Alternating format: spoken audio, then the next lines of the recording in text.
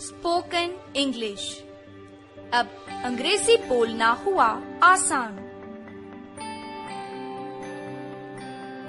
On a Sunday evening, रविवार की शाम। Learning point present continuous tense. सीखने का मुद्दा चालू वर्तमान काल। तो चलिए दोस्तों, सबसे पहले हम देखेंगे किसने किसको क्या कहा। तो इसके लिए हम तीन दोस्त रमेश, नरेश और अनिल के बीच हो रही बातें समझने का प्रयास करेंगे। रमेश ने पूछा, अनिल कहाँ है? Ramesh says, Where's Anil? नरेश ने जवाब दिया, वह अपने कक्ष में है। Naresh says, He's in his room. Ramesh ने पूछा, वह क्या कर रहा है?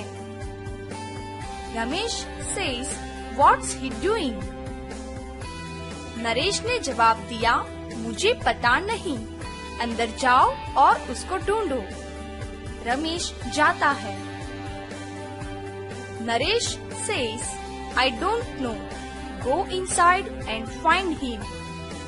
रमेश goes. रमेश ने पूछा, हेलो अनिल, तुम क्या कर रहे हो? Ramesh says, hello Anil, what are you doing? Anil ने जवाब दिया, मैं अपना गृह कार्य कर रहा हूँ। Anil says, I'm doing my homework. Ramesh ने पूछा, तुम क्या लिख रहे हो? Ramesh says, What's your homework? Anil ने जवाब दिया, मैं मेरी अंग्रेजी की किताब में से शब्दों और वाक्यों को लिख रहा हूँ। Anil says, I'm writing some words and sentences from my English book.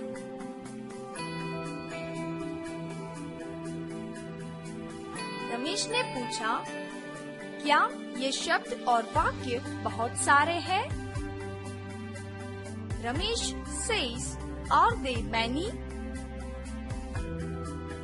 Anil ने जवाब दिया, नहीं, बहुत नहीं है, केवल 3 ही है, मेरा काम पूरा होने आया है। Anil says, No, not many, just 3. I'm at the end of my work. Ramesh ने कहा, जल्दी कर, मुझे तुम्हारे साथ खेलना है। Ramesh says, Hurry up, I want to play with you. Anil ने कहा, तो अब मेरा काम पूरा हुआ।